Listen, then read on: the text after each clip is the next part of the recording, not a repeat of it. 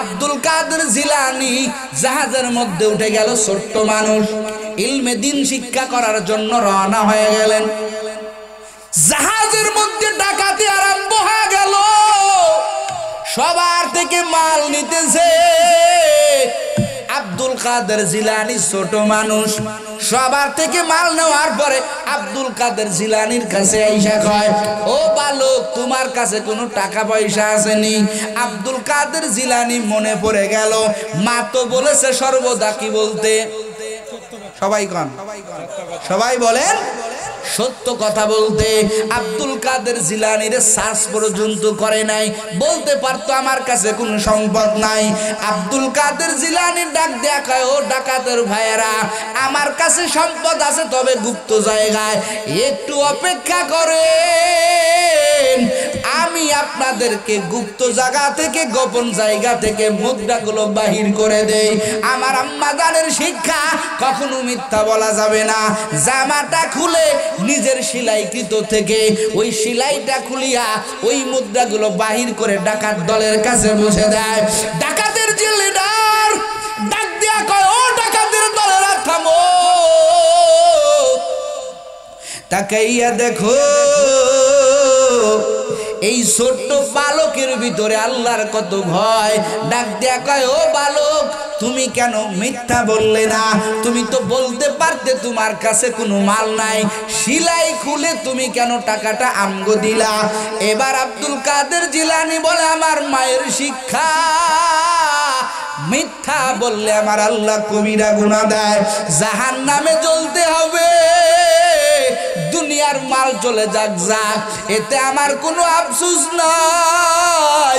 মানুষের সাথে মিথ্যা বলিয়া মানুষকে কষ্ট দিয়া দুনিয়া কামানোর ইচ্ছা আমার নাই। ডাকাতের দলের দলনেতা কয়, তাকাইয়া দেখ ছোট্ট মানুষ আল্লাহকে কতটা ভয় করে, আর আমরা কেমন পাপী। কত মানুষের মাল আমরা ছিনতাই করে নিলাম, আমরা আল্লাহর কাছে কতটা দোষী। ডাকাতের দলের লিডার কয়, সবার মাল ফেরত দে, এই সন্তানের হাতে হাত দিয়া কালেমা পড়ে ভালো হয়ে যায়। সিনোনিসি ননি ডাকাত সিনোনি, ইনি হলেন আব্দুল কাদের জিলানী, ইনি হলেন আব্দুল কাদের জিলানী। জোরে জোরে কর আল্লাহু আকবার। আউলিয়ারা কারে উকবা এখতিয়ার, জাহেলারা কার দুনিয়া এখতিয়ার, মাইলে মোমিন সুয়ে মোমিন মিশাওয়াত, মাইলে কাফের সুয়ে কাফের মিশাওয়াত।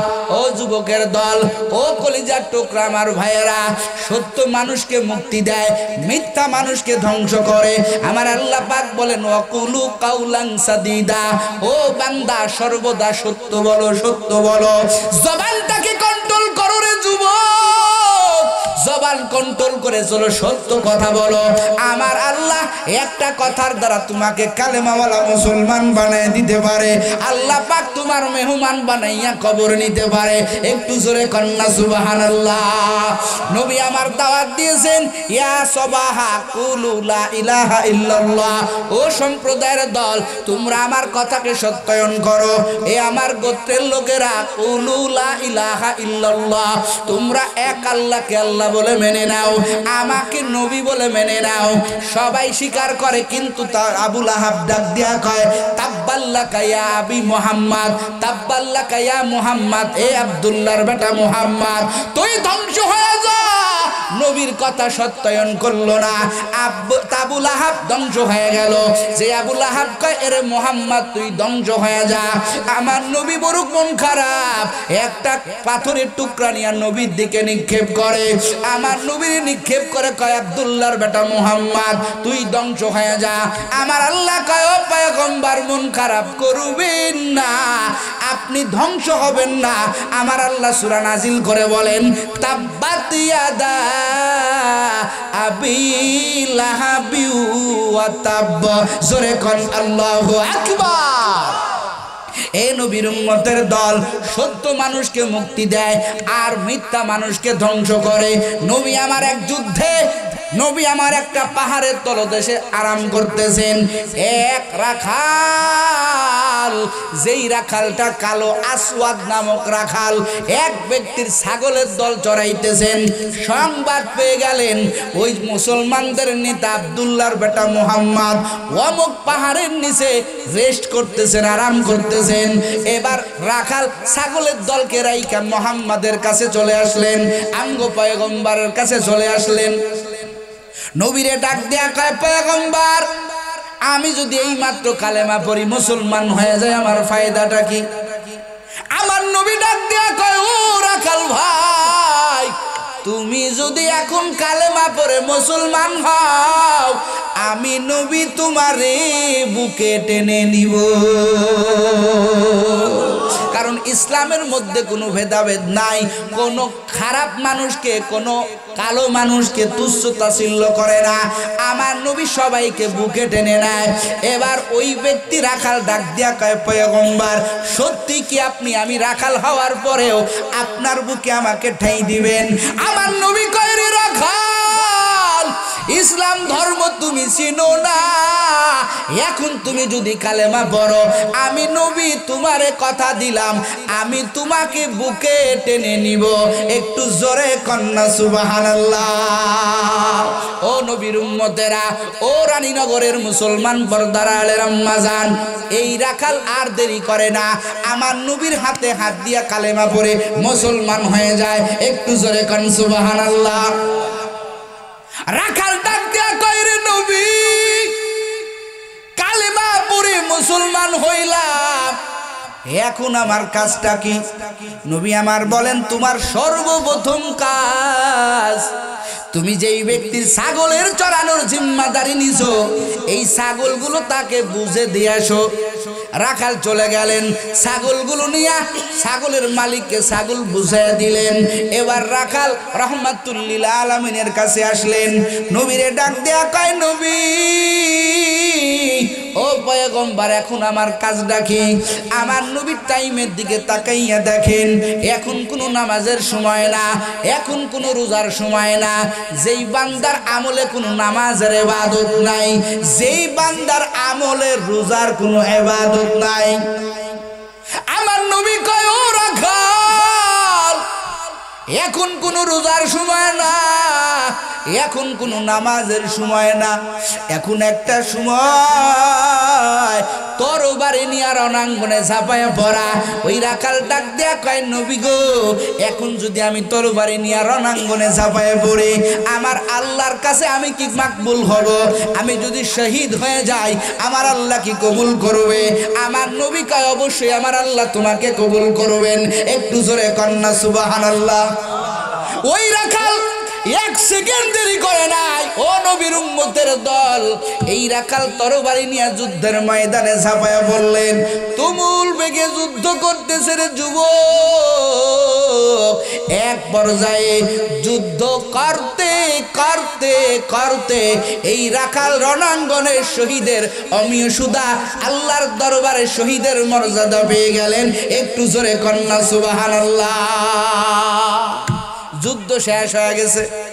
এবার মুসলমানেরা সাহাবায়ে কেরামরা নিজের দলের লোকেদেরকে বাঁচতেছেন, কিন্তু এই নতুন রাখাল ইনি যে কালেমা পড়ে মুসলমান হইছে রে বাবা, এটা নবী ছাড়া আর কোন সাহাবায়ে কেরাম জানে না।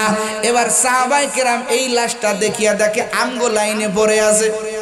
এই লোকটা কি ইহুদি কাফেরের দল নাকি মুসলমানের দলের লোক, এটা সাহাবায়ে কেরাম নির্দিষ্ট করতে পারতেছিলেন না। আমার নবী দেখে সাহাবায়ে কেরাম একটা লাশকে চতুর্দিকে ঘিরে দাঁড়ায় আছেন। আমার নবী আগায় গেলেন, সাহাবায়ে কেরাম বলে ও নবী আমার, এই যে লাশটা পড়ে আছে, ও পয়গম্বর, ইনি কি আমগো দলের নাকি ওই দলের বেঈমানদের দলের? আমার নবী ওই লাশটার দিকে তাকাই তাকাইয়া আমার নবী দুই চোখের পানি ছেড়ে দিয়ে কান্না করে। আমার নবী বলে, হায় রে রাখালের কপাল, এই রাখাল তো যুদ্ধে আসার আগে আমার হাতে হাত লাগাইয়া, আমার হাতে হাত দিয়া এই রাখাল কালেমা পড়ে মুসলমান হয়ে আসছে। একটু জোরে কন্যা আল্লাহু আকবার। যেই রাখালের আমল নামায় কোনো নামাজের ইবাদত নাই, আসেনি? এ কথা কান আছে? লা সালা ওয়ালা সালাতা, নবী আমার বলেন, যেই রাখালের আমল নামায় নামাজের ইবাদত নাই, যেই রাখালের আমল নামায় রোজার ইবাদত নাই, হজের কোনো ইবাদত নাই, কিন্তু এই রাখাল কালেমা পড়ার কারণে জবান দিয়া শুধুমাত্র পড়েছেন লা ইলাহা ইল্লাল্লাহু মুহাম্মাদুর রাসূলুল্লাহ। শুধু জবান নাড়াইয়া কালেমা পড়ার কারণে আমার আল্লাহ তাআলা জান্নাতের সার্টিফিকেট আমার আল্লাহ তাআলা দুনিয়া থেকে ধরাইয়া আমার আল্লাহ তাকে কবরে নিয়েছেন। একটু জোরে জোরে কন্যা সুবহানাল্লাহ। হেদায়েতের মালিক কে? আরো আস্তে কোন, আরো জোরে বলেন। রে নবীর উম্মতের দল, প্রত্যেকটা মাহফিলকে তুমি হেদায়েতের মার্কাজ মনে করো, হেদায়েতের একটা জরিয়া মনে করো। ওরে যুবক, ও পর্দার আম্মা জান, হেদায়েতের আল্লাহর দরবারে চাও, কারণ হেদায়েতের মালিক কে? মাই ইহদিল্লাহি ফাহুয়াল মুহতাদ। আমার আল্লাহ পাক বলেন, আমি আল্লাহ তাআলা যাকে হেদায়েত দিব সেই হেদায়েত পাবে, আর যাকে আমি আল্লাহ হেদায়েত দিব না ওই ব্যক্তি নবীর চাচা হইলেও সে হেদায়েত পাবে না। কথা কোন ঠিক কিনা? আবু তালেবের ইন্তেকালের সময়, আরে নবীর সেই বাল্যকাল থেকে ছোট কাল থেকে আব্দুল মুত্তালিবের ইন্তেকালের পর নবী সিও চাচা আবু তালেবের কাছে লালিত পালিত হতে লাগলেন। ও রানীনগরের মুসলমানের যুবক, তুমি মনে করিও না হুজুররা নামাজ পড়ুক, হুজুররা ইসলাম পালন করুক, আমার ভাগ্যে এগুলো নাই। হেদায়েতের মালিক আমার আল্লাহ। আমার আল্লাহ কত মূর্খ মানুষকে, কত জংলার কাটুরিয়াকে আমার আল্লাহ চোরে হাত কাটা চোর পর্যন্ত আমার আল্লাহর ওলি হইয়া কবরে গেছে। আরো জোরে কোন মিয়া, মাইক ডাউন, আপনারাও কি ডাউন নাকি? জোরে কান সুবহানাল্লাহ। আমার আল্লাহ পারে কি পারে না? আরো জোরে বলেন, পারে কি পারে না? ও কলিজার টুকরা যুবক, আল্লাহর দিকে ফিরো, আল্লাহকে আল্লাহর কাছে হেদায়েত চাও। আমার আল্লাহ তাআলা তোমাকে হেদায়েত দিতে পারে কি পারে না? জোরে কোন পারে কি পারে না? মাঝে মাঝে আমার আল্লাহ একটু ধাক্কা দেয়। এখানে অনেক আছে, হুজুর আগে নামাজ পড়তাম এখন পারি না, এটাও আল্লাহর পরীক্ষা।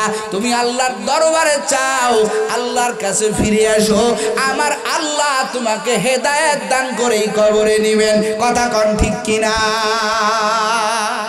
ভাইরা আমার, জগৎ বিখ্যাত একজন ওলির একটা ঘটনা শোনাই, শুনবেন আপনারা? বিখ্যাত ওলি, যেই ওলির, যেই বুজুর্গের শাগরেদ ছিলেন, মুরিদ ছিলেন, জুনায়েদ বাগদাদি রহমাতুল্লাহ আলাইহির মতো একজন বুজুর্গ মানুষ। জোরে কান আল্লাহু আকবার।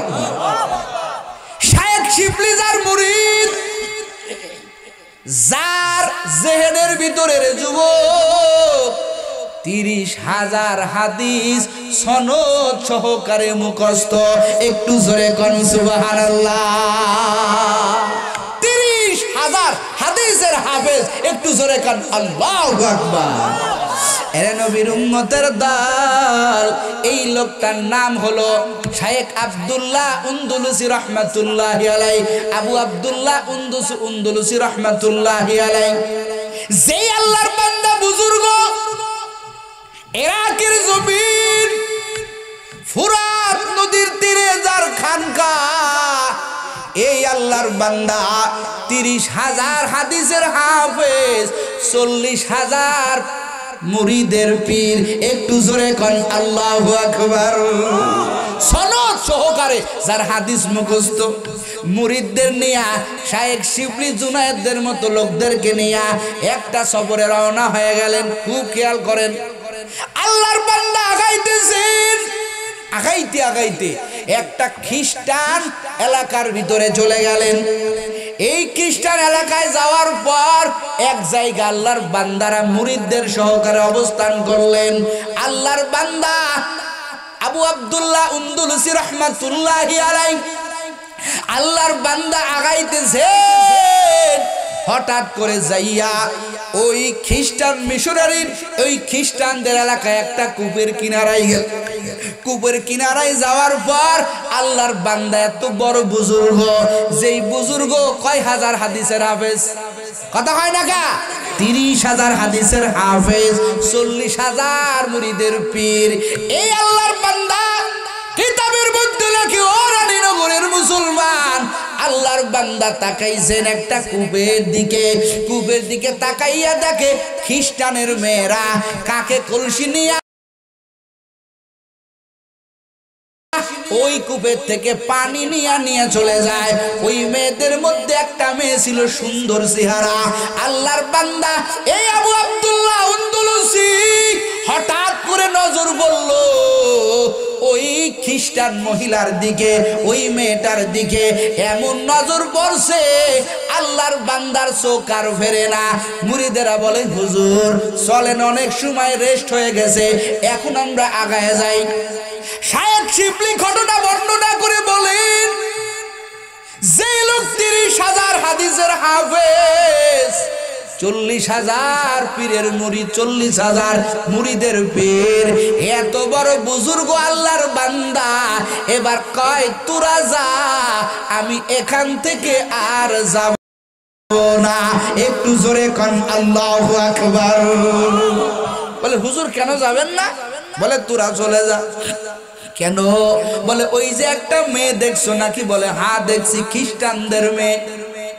বলে, ওই মেয়ের চেহারা আমার এতটা পছন্দ হয়েছে, ওই মেয়েকে বিবাহ না করে আমি আব্দুল্লাহ উন্দুলুসি এখান থেকে সরব না। একটু জোরে কন নাউজুবিল্লাহ। শায়েখ শিবলি জুনায়েদ বাগদাদি বর্ণনা করে বলেন, বলে হুজুরের এই কথা শুনে, পীরের এই কথা শুনিয়া ওখানে হাজার হাজার মুরিদ এতটা কান্না করতেছে, বলতেছে, হুজুর আপনার কি হয়ে গেল? এই মেয়ের দিকে আপনি তাকাই এমন কেন করেন? ওই মুরিদের এমন করে কান্না করে, জংলার পাখিরা পর্যন্ত যাদের কান্না শুনে কান্না করে। কিন্তু শায়েখ শিবলি বলেন, আমগো পীর জুনায়েদ, আমগো পীর আবু আব্দুল্লাহর দিলটা চুল পরিমাণের জন্য ঘামলো না। তিনি বললেন, তোরা চলে যা, আমি এই মেয়েকে বিবাহ না করে যাব না। এখন পীরকে তো কোনো কিছু আদেশ করা যায় না। মুরিদরা চোখের পানি, ওই মেয়ে যেই বাড়িতে গেল আবু আব্দুল্লাহ ওই বাড়িতে চলে গেল। যার এত সুন্দর পোশাক, পূর্ণিমার চাঁদের মতো যার চেহারা, ইসলামের লেবাস যার শরীরে লাগানো, ওইখানে যাইয়া ওই খ্রিস্টান বাড়িতে যাইয়া কয়, এই মেয়েটা কার? বাবা বলে, এই মেয়েটা আমার। এবার আব্দুল্লাহ উন্দুলুসি বলেন, আমি আপনার মেয়েকে বিবাহ করতে চাই। একটু জোরে কন নাউজুবিল্লাহ। এখন খ্রিস্টান এরা তো মুসলমানের চিরন্তন শত্রু, কথা কন ঠিক কিনা? জোরে কন ঠিক কিনা? এখন আবু আব্দুল্লাহ উন্দুলুসি জগৎ বিখ্যাত হলি, বড় বড় পীররাও তার মুরিদ। জোরে কন আল্লাহু আকবার।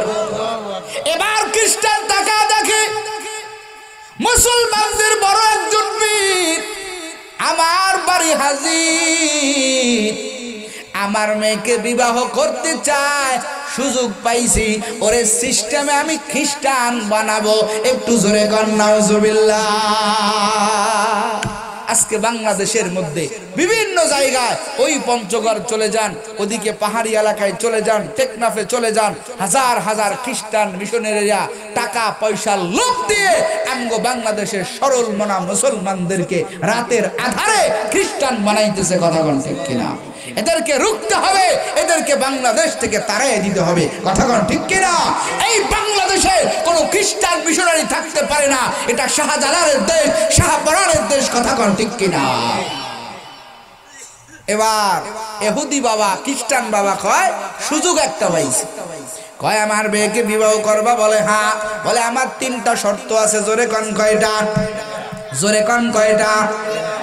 1 নম্বর শর্ত, খ্রিস্টান বাবা কয় ও আবু আব্দুল্লাহ,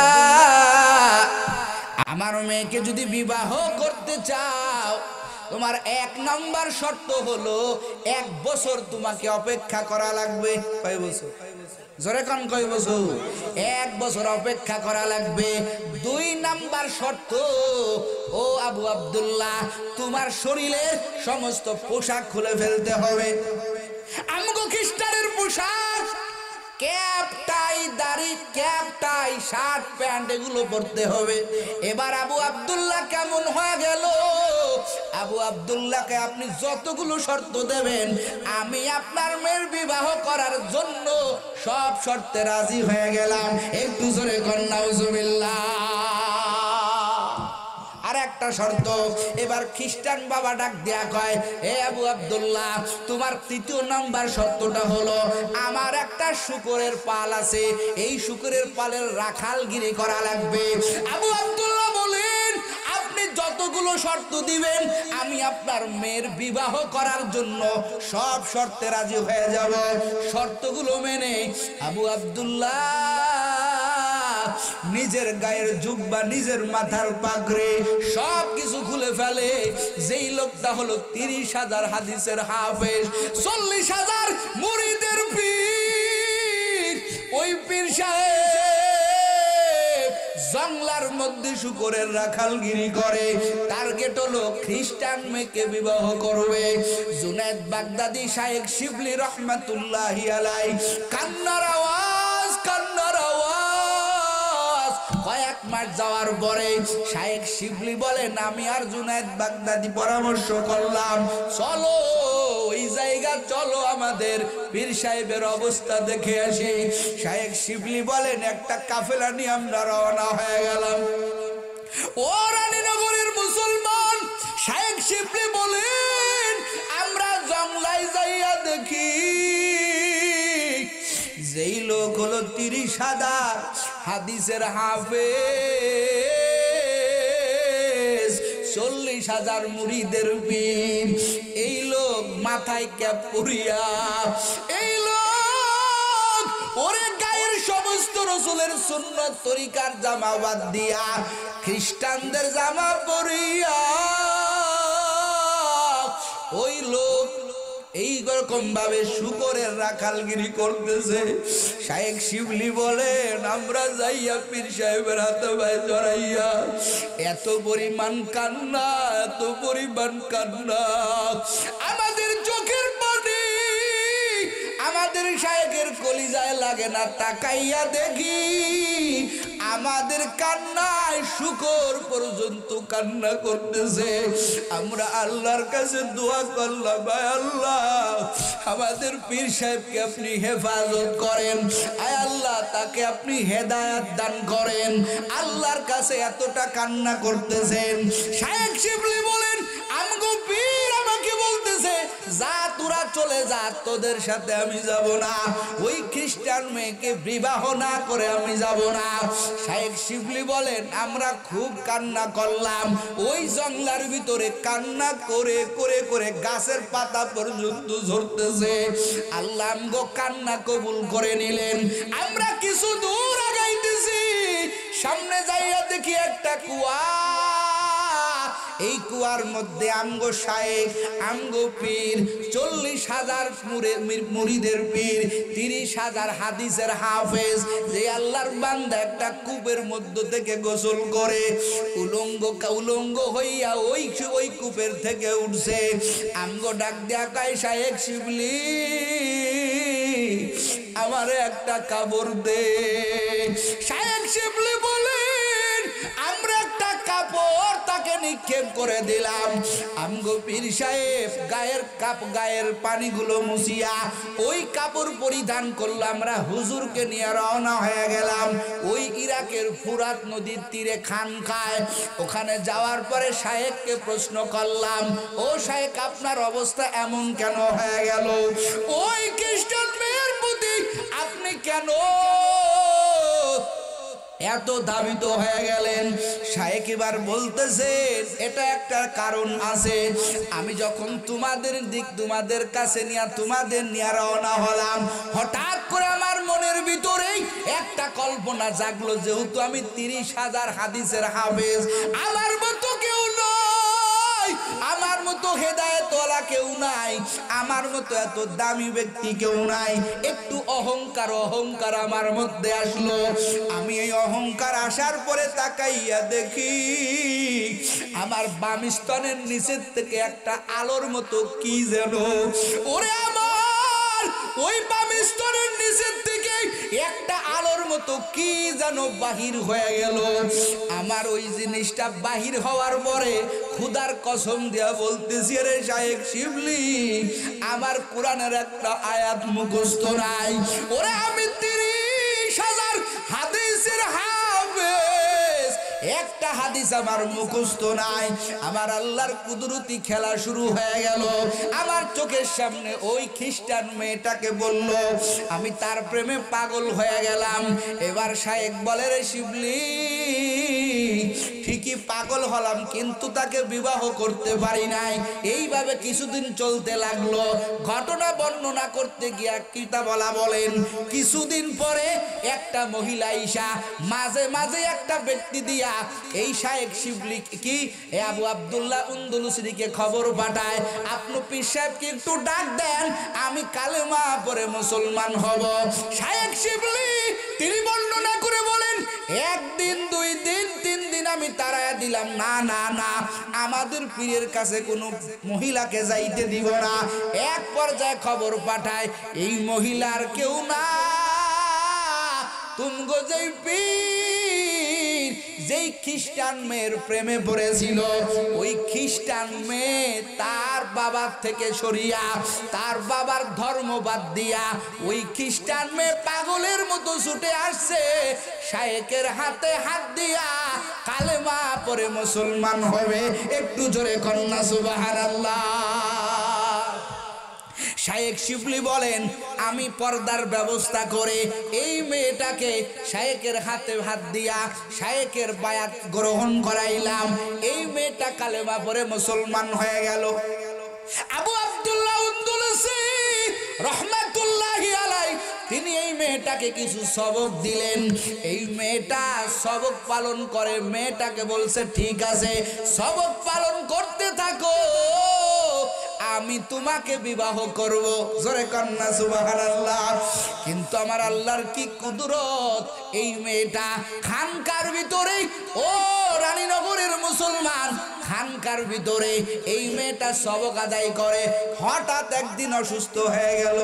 মেয়েটা অসুস্থ হওয়ার কিছু সময় পরে মেয়েটার ইন্তেকাল হয়ে গেল।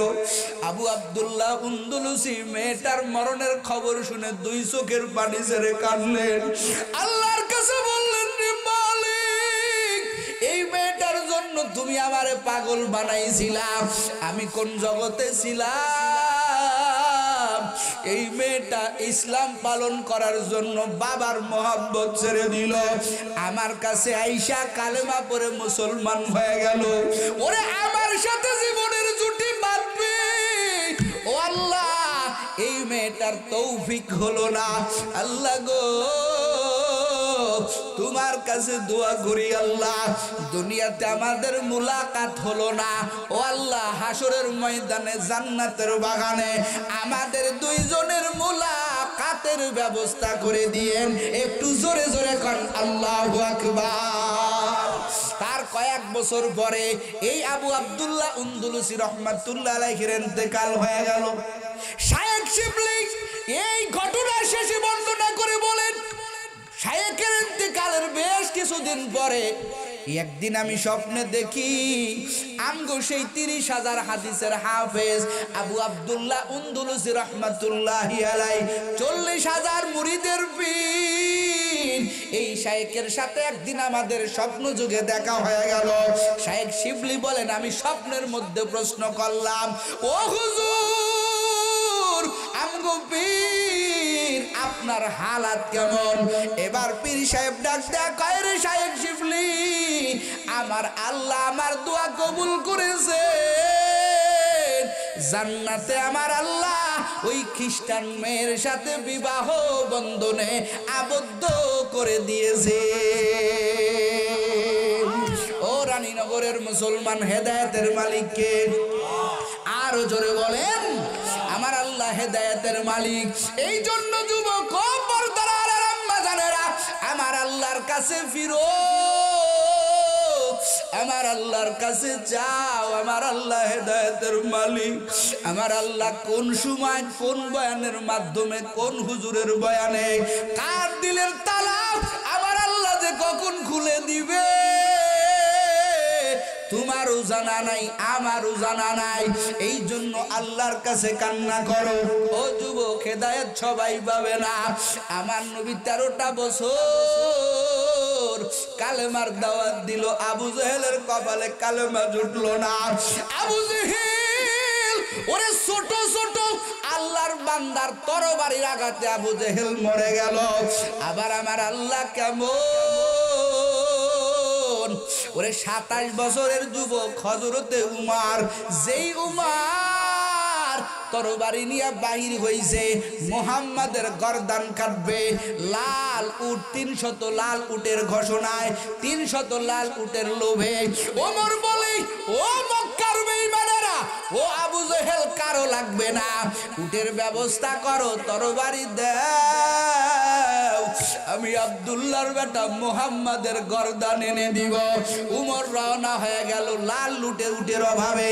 লোভের ভাইয়েরা আমার, ওমর যাইতেছে যাইতেছে পথের মধ্যে বলে, কোথায় যাও? ওমর বলে, আব্দুল্লাহর বেটা মুহাম্মাদের মাথা আনার জন্য, গর্দান আনার জন্য। পথের ওই লোক ডাক দেয়া কয়, রে উমর, বাহিরে যাইয়া কি করবা? আব্দুল্লাহর বেটা মুহাম্মাদের গর্দান আইনা কি করবা? তুমি কি তোমার ঘরের খবর জানো? তোমার বোন আর ভগ্নিপতি কালেমা পড়ে মুসলমান হয়ে গেছে। একটু জোরে জোরে কন্যা সুবহানাল্লাহ। ওমর কয়, তাই নাকি? ও যুবক, খুব খেয়াল করো বাবা। ওমর বলে, তাই নাকি? আমার পয়গম্বরের বাড়ি যাওয়ার রাস্তা বাদ দিয়া দিলেন। হেদায়েতের মালিক আমার আল্লাহ। ওমর বোন আর ভগ্নিপতির বাড়ির দিকে ছুটলেন। ওমরের গর্জনে ভিতরে ছিলেন হযরতে খাব্বাব রাদিয়াল্লাহু তাআলা আনহু। ওমরের গর্জনে দরজা বন্ধ করে দিলেন। ওমর ডাক দিয়া কয়, রে বোন, দরজাটা খুলে, আমি তোর ভাই হাজির হয়ে গেছি। দরজা খুলে না, ধাক্কা দিয়া দরজা বন্ধ ভাঙ্গিয়া ভিতরে ঢুকলেন। যাইয়া দেখে বোন আর ভগ্নিপতি কোরআনের তেলাওয়াতে মশগুল ছিলেন। ওই ওমর তরবারির অপর সাইড দিয়া বোনকে মারলেন, ভগ্নিপতিকে মারলেন। বোন রক্তাক্ত হয়ে গেছে, পুরা শরীর রক্তাক্ত। রে যুবক, বোন কোন সময় বলে না। ওমর ডাক দিয়া বলে, তাড়াতাড়ি কালেমা সার, কোরআন সার। বোন বলে, রে ভাই, ওরে নবীর হাতে হাত দিয়া যেই কালেমার মোহাব্বত কলিজায় ধারণ করেছি, যেই কালেমার শরবত পান করেছি, জীবন চলে যাবে, কালেমা আমরা ছাড়ব না। একটু জোরে জোরে কন্যা সুবহানাল্লাহ। বোনের রক্ত মাখা শরীর দেখে উমরের দিলটা ঠান্ডা হয়ে যাইতেছে, কারণ আমার নবী দোয়া করছেন, ও আল্লাহ, এই মক্কার ভিতরে আমরা বড় দুর্বল, ওরে আমরা সংখ্যায় বড় কম, আমাদেরকে সবাই মারে, ও আল্লাহ বেশি কিছু চাই না, ও আল্লাহ হয় তুমি ওমর না হয় আবু জেহেলকে, এই দুইজনের একজনকে ইসলামের মধ্যে দাখিল করে দাও। আমার আল্লাহ কবুল করছেন উমর। এই জন্য সাহাবায়ে কেরাম বলে, বুজুর্গরা বলেন, সব সাহাবী হলো মুরিদে রাসূল, কিন্তু ওমর মুরিদে রাসূল না, ওমর হলো মুরাদে রাসূল। একটু জোরে কোন আল্লাহু আকবার।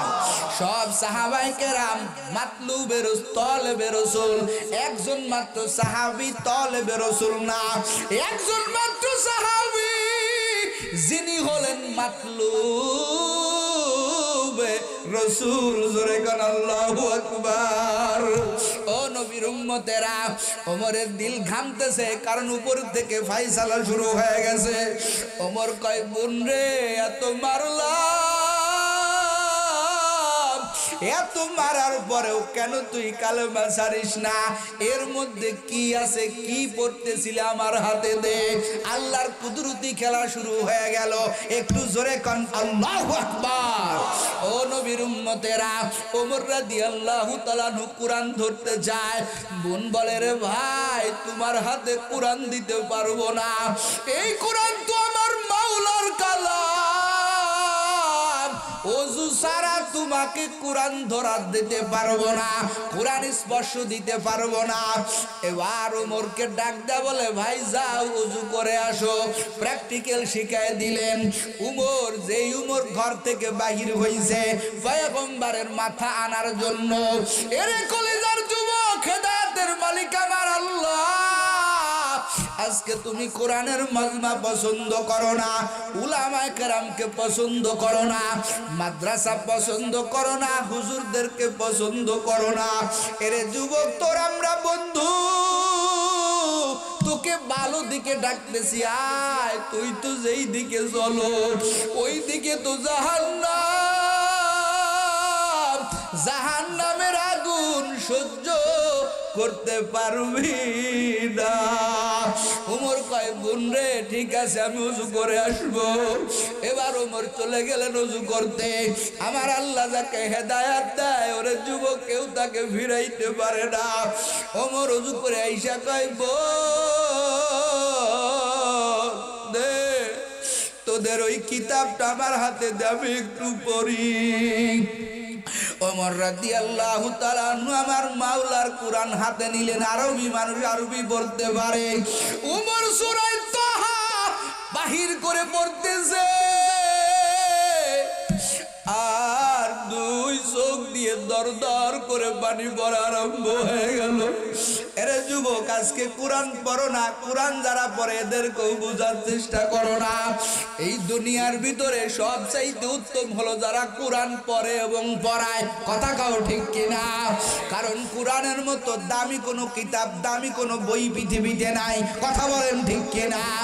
উমর মাওলার কোরআনের তেলাওয়াত করে আর দুই চোখের পানি ছেড়ে দিয়ে কান্না করে। এরে কলিজার যুবক, ওমরের দুই চোখ বেয়ে দর দর করে পানি পড়তেছে। ওমর ডাক দিয়া কয়, বোন, আমারে মাফ করিয়া দে।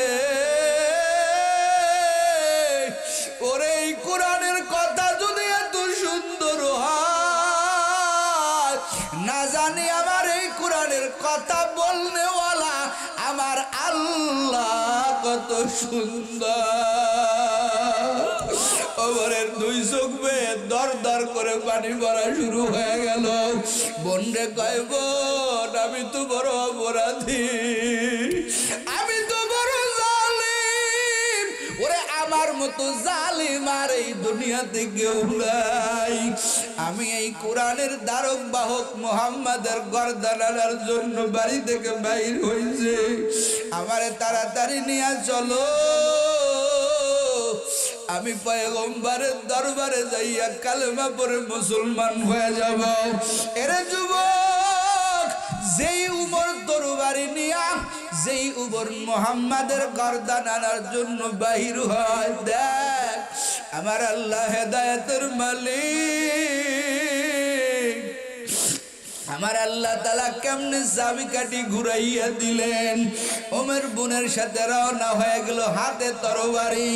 এদিকে সাহাবায়ে কিরাম তাকাইয়া দেখে মক্কার বীর পালোয়ান হযরতে উমর তরবারি নিয়ে নবীর হুজরার দিকে আগাইতেছে। সাহাবায়ে কিরাম কয়, নবী সর্বনাশ, ওমর তো তরবারি নিয়ে আসতেছে, দরজা বন্ধ করে দেই।